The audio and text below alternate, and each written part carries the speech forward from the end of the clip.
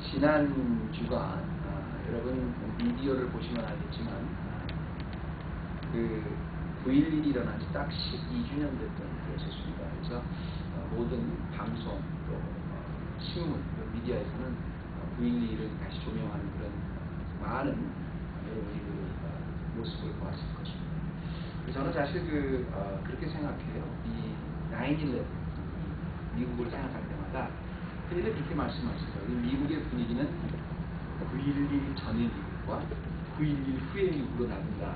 9.11 전, before 9.11, after 9.11이라고 말하는데 동감하는 바가 있습니다. 왜냐하면요, 특별히 이제 공항에 가보면 그걸 참 느끼죠.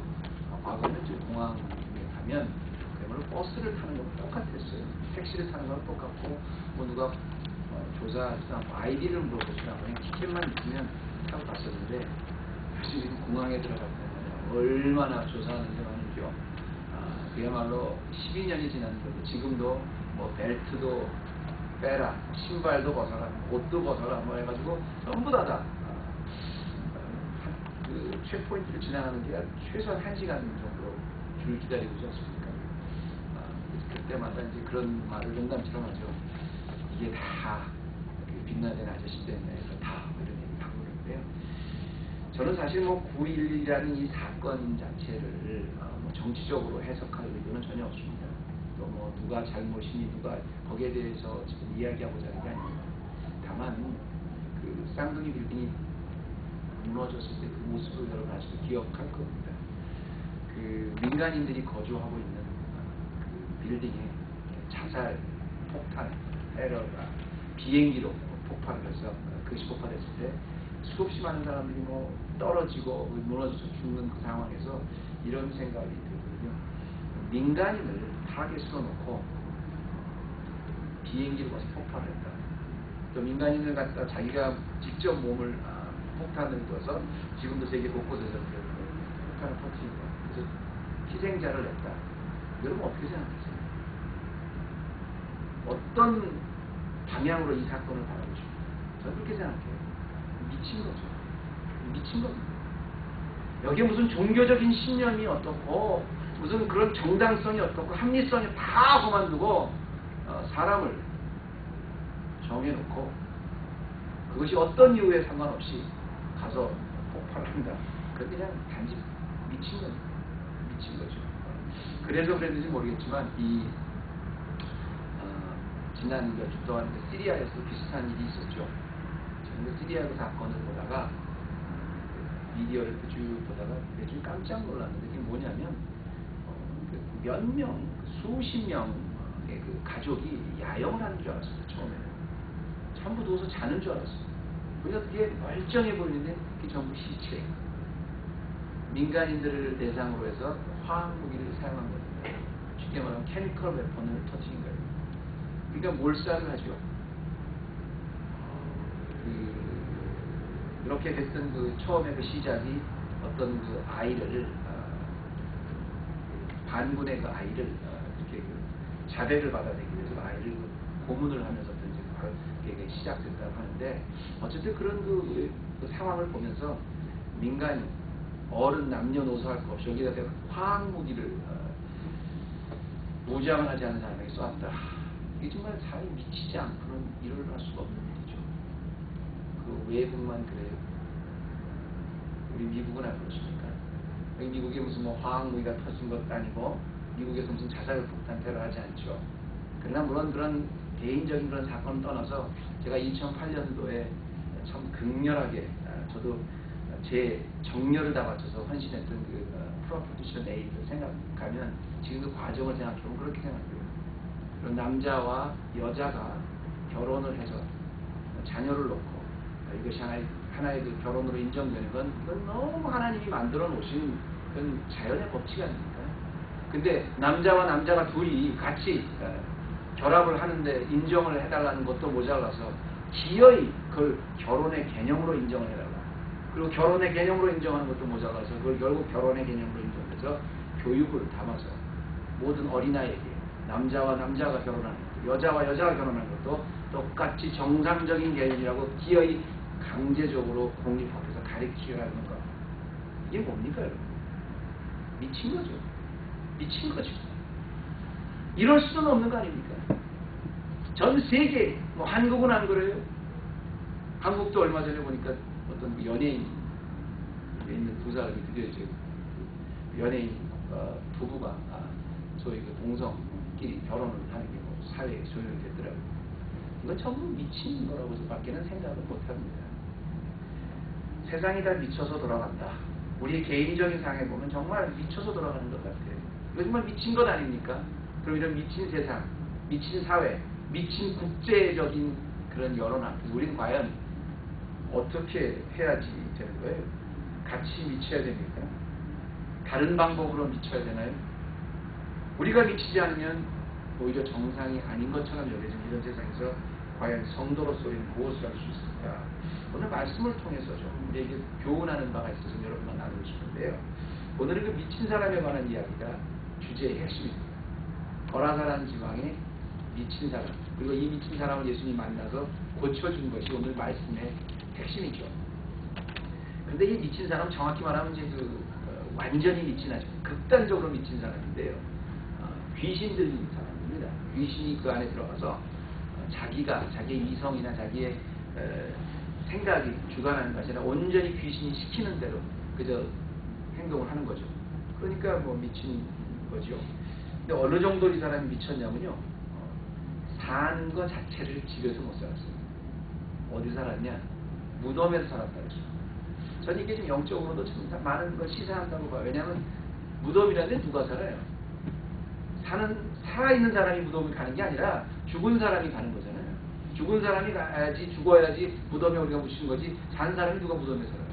그런데 이 사람은 살아있는데도 사람들과 함께 사는 게 아니라 무덤에 부여했어요. 영적으로 완전히 죽은 사람이라는 거죠. 우리가 이 거라사의 광인이 미친 이야기를 통해서요, 저는 좀 그렇게 이 사건을 좀 바라봤으면 좋겠습니다. 과거에 제가 이 사건을 가지고 이 거라사의 광인 이야기를 가지고 성경 공부도 많이 하고 설교도 많이 했지만 오늘은 제가 이 사건을 좀 이런 시각으로 좀 바라봤으면 좋겠습니다. 과연 마가가 이 거라사의 광인이라는 예수님이 기적을 베풀어서 귀신을 고쳐주신 바로 이 사건이 우리에게 주어졌을 때 마가가 의도하고자 하는 게 무엇이었을까를 한번 좀 바라봤으면 좋겠는데요. 이 미쳤다는 것, 단지 미쳤다는 게 뭔가, 그리고 미쳤을 때 어떤 미쳤다는 게 또 영적으로는 어떤 피해를 줄 수 있는 것인가, 뭐 이런 거를 한번 이렇게 사건을 좀 조명해 보고 싶어요. 첫 번째로 이 미쳤다는 것에 가장 큰 위험은 자기 자신을 파괴한다는 거예요. 미친 사람이 위험하다 보통 그러잖아요. 근데 그 미친 사람이 위험한 게 주위를 황폐하게 하기 때문에 위험한 게 아니라 실은 가만히 보면 그 미친 것 때문에 정상적이지 않은 것 때문에 자기 자신을 무너뜨린다는 게 가장 위험하다는 거죠. 3절 말씀해 보면요. 이 사람이 얼마나 힘을 셌냐면 그 사람은 무덤 사이에 거처하는데 이제 아무도 쇠사슬로 맬 수 없게 되었다 그랬어요. 근데 그 사람을 잡아놓으려고 정상적으로 이렇게 잡아놓으려고 그러는데 쇠사슬 스스로를 그냥 스스로 쇠사슬을 끊었다는 겁니다. 그게 얼마나 힘이 센 거예요. 쇠사슬을 끊을 정도니까 자기가 한 게 아니라 그 안에 있는 귀신이 그렇게 한 거겠죠. 이렇게 힘이 엄청났어요. 이렇게 파워가 셌어요. 그런데 그 파워가 센 힘을 가지고 동네에 괴성을 지르고 다니고 말이죠. 뭐 동네 사람마다 고함을 치면서 뭐 밤마다 동물처럼 무덤에서 이렇게 막 소리를 내고 그러니까 얼마나 동네 사람들이 무서웠겠습니까? 골치 아팠겠어요. 그런데 그 결과가 동네 사람들의 피해보다 나중에 5절에 뭐라고 얘기를 하냐면 아무도 저를 제어할 힘이 없는지라 밤낮 무덤 사이에서 산에서 늘 소리를 지르며 돌로 제 몸을 상하고 있더라. 이렇게 결론을 내요. 돌로 제 몸을 상하고 있더라. 영어로는 조금 더 he would cry out and cut himself with stones. cut himself with stone이라고 나옵니다만 영어나 한국말은 조금 이게 완만한 표현이에요. 근데 이게 사실 그 돌로 제 몸을 상하고 있다고 헬라어로 찾아보니까 이거보다는 조금 더 강한 표현이더라고요. 그 돌을 가지고 자기의 몸에 깊은 상처를 내서 매일매일 아주 깊은 상처를 내서 자기를 파괴시키고 있더라, 이런 소리거든요. 도저히 제어할 수 없을 만큼 엄청난 힘을 가지고 그 사람이 한 게 뭐냐면 결국 돌을 가지고 자기의 몸을 점점 찢고 있었다. 상처를 내고 있었다. 무지막지한 힘은 있었는데 그 무지막지한 힘을 가지고 사람이 할 수 없는 일을 하는데요, 자기 스스로를 망가뜨렸다는 겁니다. 우리 이걸 보면서 무슨 생각이 드냐면 미쳤다는 것은 결국 그 사람이 파괴된다는 거지요. 미쳤다는 건 남에게 피해를 주는 것 같지만 사실 가장 큰 파괴는 결국 자기 자신이라는 것을 여기서 우리가 바라봐야 되는데요. 이런 겁니다. 여러분, 우리가 병이 나는데 예를 들어서 중병이 났습니다. 캔서 뭐 4 스테이지 정도 이렇게 막 암 4기다. 그럼 저 고칠 수가 없잖아요. 불치병이잖아요. 그런데 그렇게 병이 위중하신 분들도요, 한 가지 우리가 인정할 수 없는 거는 자기가 비록 육체는 굉장히 힘들지만 어렵지만 고칠 수 없지만 자기가 고침을 필요로 하는 사람이라는 건 알아요. 고칠 방법이 있으면 어떻게든지 고친다 그래요. 자기가 환자라는 걸 안단 말입니다. 그런데 미친 사람의 특징은 뭐냐면, 귀신 들린 사람의 특징은 뭐냐면 자기가 환자인 걸 몰라요. 자기가 도움이 필요한 사람이라는 걸 모른단 말입니다. 치료를 받아야 된다는 그 이유 자체를 전혀 몰라요. 이게 미친 겁니다. 사실 여기에 이 사람은 귀신 들린 사람이라고 했는데 그 영을 귀신이 지배하고 있었답니다. 우리의 영은 누가 지배를 해요? 하늘나라가 임하기 위해서는 예수 그리스도가 우리의 영을 지배하잖아요. 그러니까 어떻게 보면 저는 이렇게 생각해요. 예수 그리스도가 우리 지배하지 않고 세상이 나를 지배하고 있는 것도 어떤 면에 미친 거거든요. 근데 세상이 나를 지배하면 지배할수 제일 큰 이유가 뭐냐면, 제일 큰 문제가 뭐냐면 주위를 힘들게 하는 게 아니라 자기 자신이 무너지고 있다는 거죠. 그걸 모른다는 거예요. 그리고 그걸 인정을 안 한다는 거예요. 제가 과거에 여러분 기억하시는 분도 있겠습니다만 성격이 그렇게 좋지는 않았어요. 참 좋은 사람이 아니었었고요. 아주 개성이 독특한 사람이었죠. 개성이라는 게 유닉 캐릭터가 아니라 그야말로 개 같은 성격이 있었던 사람인데요. 그래서 굉장히 주위 사람을 좀 마음을 많이 아프게 했던 경우가 좀 많아요. 지금 보면 후회되는 일이 많고요. 내가 하지 말았어야 될 말을 했다. 내가 하지 말아야 될 행동을 했다는 걸 많이 했어요. 특히 부모님께 내가 옳다고 생각하는 건 끝까지 얘기해서 부모님 마음을 아프게 했던 그런 얘기가 되는데, 그러니까 쉽게 말하면 그런 어떤 개성이 나 자신을 막 지배했던 그때 보면 지금 보면 좀 마음도 아프고 하나님 때 왜 그랬나 그런 후회도 많이 하는데, 지금 가만히 그때 가장 큰 피해자는 뭐니 해도 부모님이 아니라 사실 다 자신이었다는 것을 깨달아요. 저 때문에 눈물을 흘리셨던 어머니, 아버지, 영적 지도자, 친구들 마음 다 아프게 했어요. 그런데 지금 생각해보니까 그들이 왜 눈물을 흘렸을까? 그들이 왜 마음을 아팠을까를 가만히 보면 결국 내 자신이 무너지고 있는 거예요. 그렇죠? 여러분, 미쳤다는 게 뭐예요? 자기 자신이 상처를 받고 있다는 걸 모르는 사람이 미친 거예요. 그러니까 남에 대해서 굉장히 엄격해요. 주위에 대해서 굉장히 예리한 눈으로 바라봐요. 그리고 막 목소리를 높입니다. 그런데 정말 그것을 통해서 내 자신은 어떤가요? 내 자신을 돌아볼 수 없다면 그 미친 사람. 이전이 거라사의 광인이 그랬어요. 밤이나 낮이나 막 동네를 돌아다니면서 고함고함 치면서 별의별 행동을 다 했는데 이 사람이 정말로 깨닫지 못했던 그 중에 그러고 나니까 매일매일 돌로 자기 몸을 깊이 상처를 내고 있어요. 예수 그리스도가 나를 지배하지 않는 것은 그 어떤 것도 바른 것이 지배하는 게 아닌데요. 세상이, 욕망, 나의 욕심, 자존심이 지배하면 지배할수록 깨닫지 못하는 게 하나 있는데 내가 못하는 내 자신이 상처를 받고 있다는 걸 깨닫지 못해요. 그리고 그게 미친 겁니다. 또 하나는요, 이 성경을 통해서 우리가 미치는 것을 또 하나 바라봐야 될 관점은 과연 이 사건에서 누가 미쳤냐는 겁니다. 누가 미쳤냐는 거. 이게 무슨 말씀입니까, 목사님? 아니 지금 여기 보면 거라사의 광인, 지금 예수님이 미친 사람 고쳐주는 얘기를 하는데 누가 미쳤냐는 거예요. 여러분 그렇게 생각하시죠? 그래서 저는 이 사건을 보면서 항상 떠오르는 또 하나의 사람이 있어요.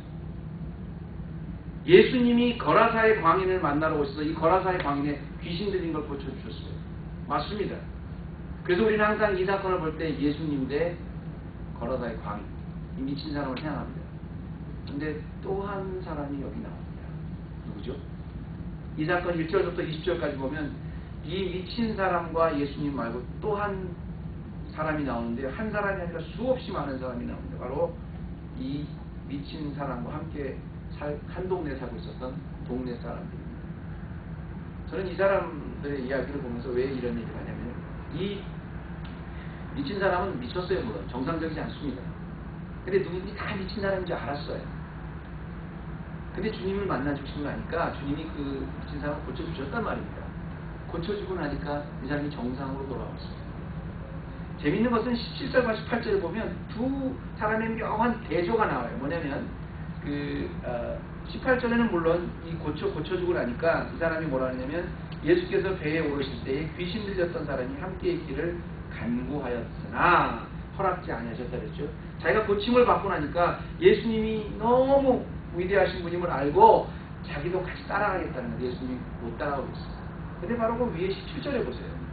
이 예수님이 거라사의 광인을 고쳐주고 나니까 17절에는 저희가, 이 동네 사람들입니다. 예수께 그 지역에서 떠나시기를 간구하더라 이런 말을 합니다. 참 이 두 사건이요 17절과 18절은 아주 묘한 대립을 보이면서 우리에게 많은 것을 시사하는 부분이에요. 예수님이 오셔서 지금 미친 사람을 고쳐주셨습니다. 예, 맞아요. 근데 고침을 받고 나니까 이 미친 사람은 예수님과 따라가겠다고 감사하다고 그러는데 직접 그 고침을 받았던 이 동네 사람들은 예수님을 떠나가라고 강구합니다.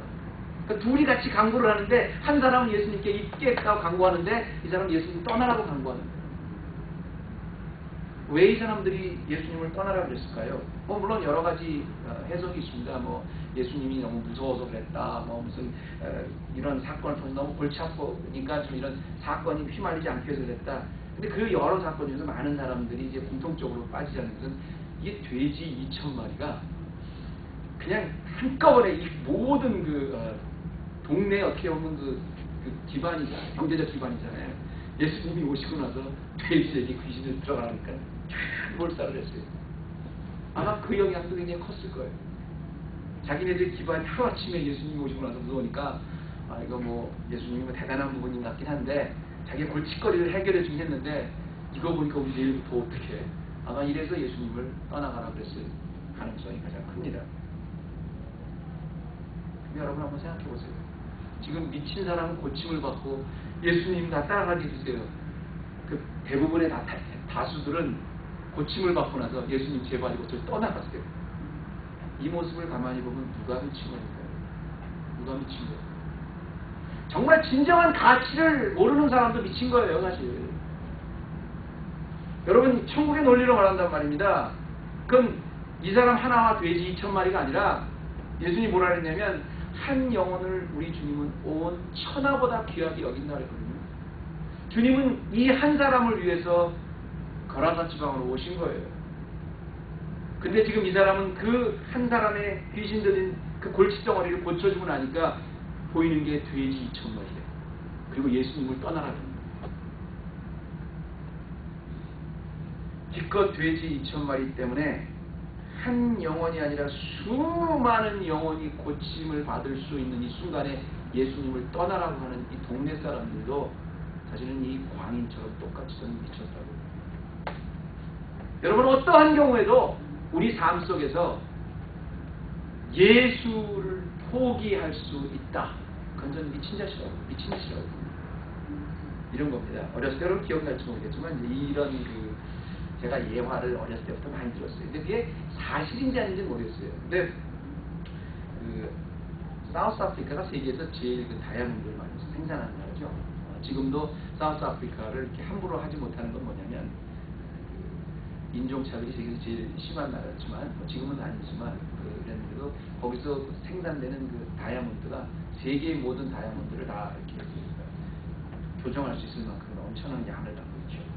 그래서 그 사우스 아프리카의 초기 때 선교사들이 가고 탐험가들이 가서 할 때는 아이들이 구슬치기를 하는데 가만히 보니까 그 다이아몬드를 갖고 구슬치기를 하더래요. 뭐 그런 얘기 들으셨죠? 뭐 그런 게 있었다. 그런데 그게 진짜인지는 모르겠어요. 그래서 거기 탐험하는 사람이 가서 아이들한테 보니까 저게 돌인데 가만히 보니까 다이아몬드예요. 그래서 그거를 이제 갖고 올 때 항상 캔디를 갖고 왔답니다. 그래서 아이들한테 구슬치기해서 야, 너 구슬 나한테 줄래? 왜요? 내가 이 캔디 줄게. 그럼 애들은 뭐 다이아몬드야 뭐 항상 돌이니까 가질 수 있는데 이제 캔디를 그래서 가졌다. 그래서 갈 때 항상 캔디를 갖고 왔다. 뭐 그런 예화를 어렸을 때부터 많이 듣는데 그 예화가 사실인지 아닌지는 제가 모르겠어요. 그러나 사우스 아프리카 그만큼 다이아몬드가 많은 나라는 거는 사실이고요. 문제는 말입니다. 그 예화가 사실은 아닌 상관없이 만약에 오늘날 이 순간 바로 이 자리에서 여러분이 한 사람은 다이아몬드를 갖고 있어요. 한 사람은 캔디를 갖고 있어요. 집사님 제가 그 다이아몬드 저 주실래요? 제가 캔디 드릴게요. 그래요? 그래 좋다고 바꾸시는 분 있어요? 원래 그런 사람이 있어요. 다이아몬드를 보고 캔디가 더 귀중하다 그래서 캔디를 바꿔주는 사람이 있어요. 오늘날 이 순간에도 그렇다는 건 뭐예요? 미친 사람들이 이렇게 하죠. 왜 그래요? 가치를 전혀 모르는 사람들. 그런 사람들이 이렇게 할 수 있을 거예요. 여기서 배우는 중요한 진리가 하나 있습니다. 예수님이 돼지 2,000마리 밖에 안 되는 가치인가요? 우리 인생의 예수님의 가치가 우리 삶의 기반을 잃게 된다고 난 예수님도 포기할 수 있다. 그거 우리 참 미친 겁니다. 가만히 보면요. 저는 이 사건을 통해서 늘 그 가정을 해보는데 역사의 가정이라는 건 사실 의미한 거지만 여기에서는 항상 가정을 해봐요. 만약에 예수님을 이렇게 떠나가라고 강구하지 않았으면 어떻게 됐을까? 이 미친 사람과 똑같이 하나님의 아들이구나. 그래서 예수님을 웰컴하고 적극적으로 받아들이고 예수님 제발 이거 머물러 달라고 그랬으면 만약에 어떤 일이 있었을까? 이렇게 한번 여러분 생각해 볼 수 있죠. 너희는 먼저 그 나라와 의를 구하라. 그리하면 이 모든 것을 더하리라. 하나님이 함께 하신 보리떡 5개와 물고기 2마리를 가지고 5,000명을 먹고 남게 하셨던 분이 하나님이십니다. 결국 돼지 2,000마리가 없다고 해서 그 동네의 기반이 싹 없어진 게 아니라 주님만 계셨으면 이 모든 것을 다 더해 있었을 텐데 그들은 엉뚱하게 가장 귀한 가치인 생명을 살리신 주님을 떠나가라. 우리 인생에서 보면 얼마나 많은 경우에 내 눈앞에 보이는 이익 때문에 주님을 포기하는지 몰라요. 그 미친 겁니다. 이렇게 말하면 미친 겁니다. 이스라엘 백성이 광야에 나와서 고생하나 물만 조금 없으면 뭐라 그랬어요?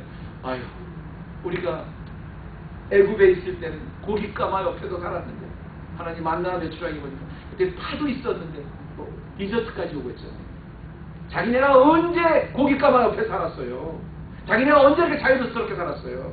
옛날 다 잊어버린 거예요. 그럼 앞에 물이 없으니까 금방 애굽으로 다시 돌아가세요. 미친 겁니다. 미친 사람은 예수님으로부터 고침을 받고 나서 예수님을 따라가겠다고 돌아왔지만 동네 주민들은 정녕 그 인생의 문제를 해결해 주시고 나니까 결국 예수님을 포기했어요.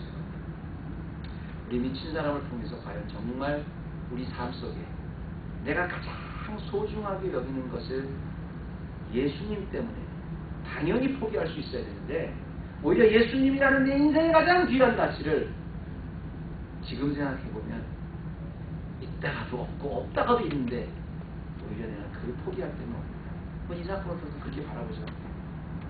마지막 하나 보죠. 이 미친 사람의 경우를 통해서 바라보는 또 하나의 그 논리는요. 오히려 그 미친 것을 통해서 예수 그리스도의 위대하심을 드러낸다는 거예요. 우리가 미친 것을 보는 걸 통해서 거기서 예수가 그만큼 더 위대하다는 걸 본다는 겁니다. 다시 말씀드리면 세 번째 포인트를 제가 정리하자면 미친 상황 때문에 미친 사람 때문에 예수님이 얼마나 높고 위대한 분인가를 알게 됐다는 거예요.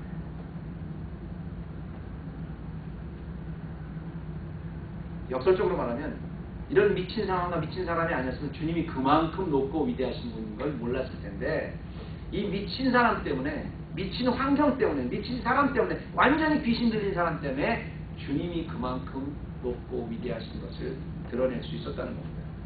여러분, 그 7절에 보면 귀신이 예수님이 오는데 멀리서 달려와서 예수님께 절하는 이야기가 나오지 않습니까? 지극히 높으신 하나님의 아들 예수여, 나와 당신과 무슨 상관이 있나이까, 이런 얘기가 나오지 않습니까? 그리고 그 다음에 보니까 예수님이 이미 그 귀신 들려서 나오라 그랬더니 이 사람이 제발 이 지방에서 나를 떠나보내지 말아 주십시오 하고 간구하는 내용이 쭉 나옵니다. 그런데 여러분 한번 이렇게 생각해 보세요. 지금 이 귀신이 지금 예수님 앞에 무릎을 꿇어서 예수님 뭐 사정을 하는 이야기가 나오는데요. 오늘 제가 이게 뭐 성경 공부는 아니고 그냥 이렇게 설교 말씀입니다만, 여러분이 좀 이 말씀을 본문을 좀 잘 이해하기 위해서 여러분이 한번 이렇게 한번 머릿속에 한번 상상을 해보십시오. 1절부터 20절까지 지금 거라사의 광인을 고쳐주신 사건이 여기 있습니다. 근데 이 사건이 말입니다. 이 사건을 여기 마태복음 5장 1절에서 20절에 여기 거라사의 광인을 고쳐준 사건을 그냥 한 뭉뚱그려서 한 사건을 여러분이 한번 내어보세요. 두시고요. 이 사건은 마태, 마가, 누가, 이 공관복음 세 복음서가 다 이 사건을 기록합니다. 마태, 마가, 누가 한번 다 보세요. 그럼 이 사건에 대해서 똑같이 나오는데 조금 다르게 각색이 돼서 이 사건을 이야기합니다. 다만 마태복음을 보든 마가복음을 보든 누가복음을 보든 이 예수님이 거라사의 광인을 고쳐주신 이 사건을 위해서 예수님이 거라사 지방으로 가는 길의 과정은 똑같이 묘사를 합니다. 빠뜨리지 않고 똑같이 묘사를 해요. 예수님이 이 거라사 지방에 가서 거라사에서 귀신 들린 자를 고쳐주신 이 사건을 위해서, 여기를 가기 위해서 예수님이 갔던 길목에 대해서는 똑같이 마태복음, 마가복음, 누가복음이 다 똑같이 기록한단 말입니다. 무슨 사건이 나와요? 가는 길목에. 성경 공부를 하는 건 아니지만 이 거라사의 지방에 가기 위해서 마태, 마가, 누가 똑같이 이 사건에 예수님이 어떤 지금 가는 길목에 어떤 일을 당하는 것을 다 고백합니다. 뭐냐면 예수님이 배로 오시다가 풍랑을 만나서 풍랑을 꾸짖으신 사건을 다 똑같이 기록합니다. 마태, 마가, 누가 동시에. 그러니까 다시 정리합니다. 지금 예수님께서는 거라사 지방에 오셔서 이 사람을 고쳐주시기 전에 이미 바다로 배를 타고 오시다가, 제자들과 배를 타고 오시다가 풍랑을 만나서 풍랑을 꾸짖으신 그 사건을 경험하시고 나서 그 다음에 이제 온 겁니다. 이걸 세 복음서가 다 똑같이 기록하는데요. 참 묘한, 저는 여기서 좋은 이 미친 사람의 사건을 통해서 성경이 이야기하고 있는 교훈이 있다는 거예요. 뭐냐면, 자 보세요. 예수님이 배를 타고 제자들에게 올 때는 다 몰랐어요. 12명 제자들이 타고 있었는데 그 중에 한 명이 스푼이었습니다. 한 명, 제사 13사람 뿌렸어요. 그런데 바다에서 풍랑이 일어나고 나니까 거기서 딱 구별이 생깁니다. 바다에서 풍랑이 일어나니까 12사람은 다 빠져 죽게 되고 난리를 칩니다. 예수님은 주무시고 계셨죠. 그래서 벌떡 나중에 깨우니까 일어나서, 왜 나를 깨우니? 일어나서 예수님 뭐라 그러셨어요? 바다야 잠잠하라. 풍랑을 꾸짖었어요. 한번 생각해 보십시오, 여러분. 평소 때는 몰라요. 보통 때, 정상적일 때는 몰랐는데 풍랑이 일어나고 나니까 한 분이 그 중에서 벌떡 일어나서 바다야 잠잠하라고 풍랑을 꾸짖었습니다. 여러분, 세상에 아무리 리더십이 있고 아무리 강하고 아무리 많이 배웠고 아무리 많이 권력 있고 아무리 많은 돈이 있고 아무리 많은 힘이 있는 사람도 바다에 풍랑이 일어나는데 그걸 말씀 한마디로 꾸짖을 수 있는 사람이 누가 있습니까? 하나님의 아들 예수가 없잖아요. 예수님은 풍랑까지도 꾸짖을 수 있는 사람이라는 걸 마가가 기록하고 나서 오자마자 이 땅에 딱 도착하자마자 딱 오니까 모든 정상적인 사람들은 예수님이 왔는지도 몰라요. 누군지도 몰라요. 그 사람이 어디 왔는지도 몰라고 도착했는지도 모릅니다. 유일하게 귀신 들린 사람이 7절에 보니 멀리서부터 달려나와서 무릎을 꿇고 높으신 하나님의 아들이요, 예수님을 높입니다. 한번 생각해 보세요, 여러분. 풍랑을 꾸짖을 수 있는 사람은 유일하게 예수 그리스도 하나님의 아들이라면 귀신을 누가 꾸짖습니까? 귀신이 누구 말을 들어요, 여러분? 귀신을 어떻게 컨트롤해요? 아무리 힘들고 어려운 사람이라 해도 그 사람보다 더 높은 사람이 그 사람을 컨트롤할 수 있는데 귀신을 누가 컨트롤을 해요? 사장이요? 대통령이요? 황제가요? 어느 누구도 귀신을 건드리지 못해요. 그런데 그 귀신이 먼저 나와서 예수 그리스도한테 무릎을 꿇는, 그리고 자기를 제발 이곳에서 떠나지 말게 해달라고 간구하는 겁니다. 이 두 사건을 한번 보세요, 여러분. 만약에 풍랑이 일어나지 않았다면 예수님이 하나님의 아들인 줄은 몰랐을 거예요. 근데 풍랑이 일어나서 풍랑까지 꾸짖으시는 걸 보니까 그때 제자들이 뭐라 그랬어요? 이 사람이 도대체 누구기에 풍랑까지 순종하는 거였습니다.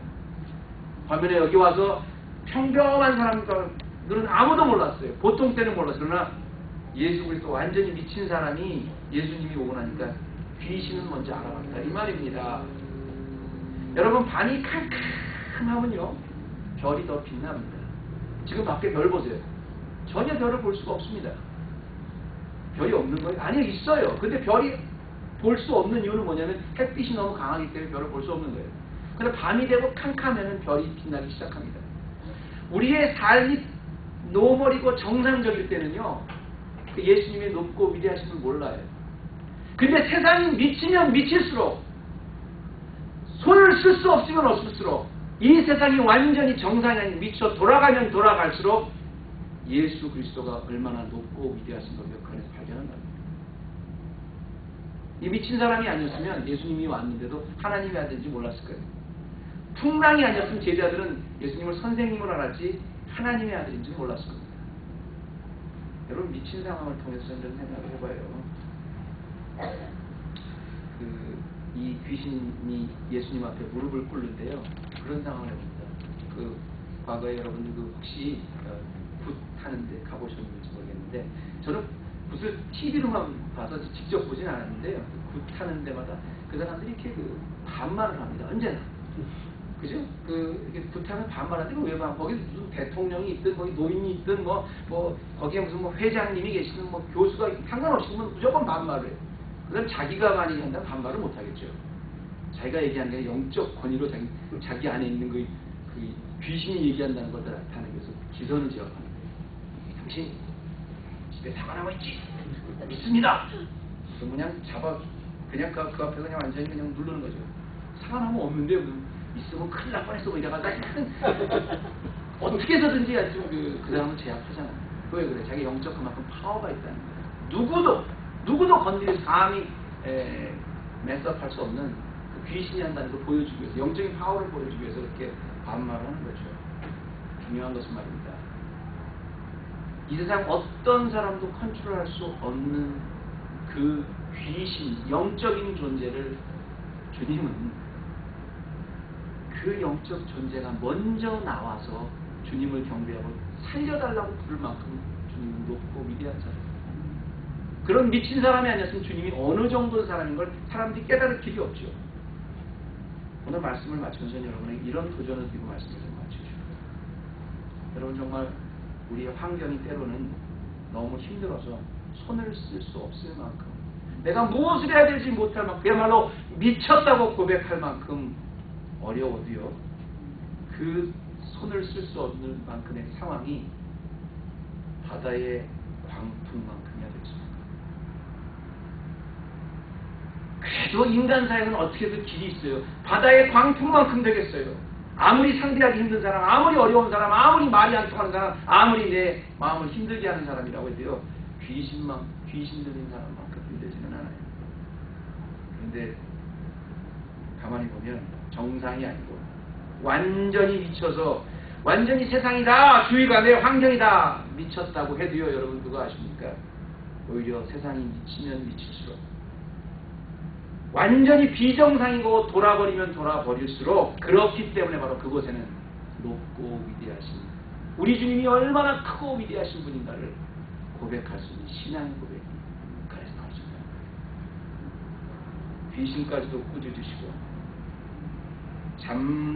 풍랑이는 바다까지 잠잠케 하시는 우리 높고 위대한 우리 주님 은혜가 미친 세상 가운데, 미친 환경 가운데 여러분 그 높고 위대하신 주님 오히려 그래서 더 생생하게 만날 수 있는 축복 우리 헤브론교회에 있으시기를 주님의 이름으로 축원합니다.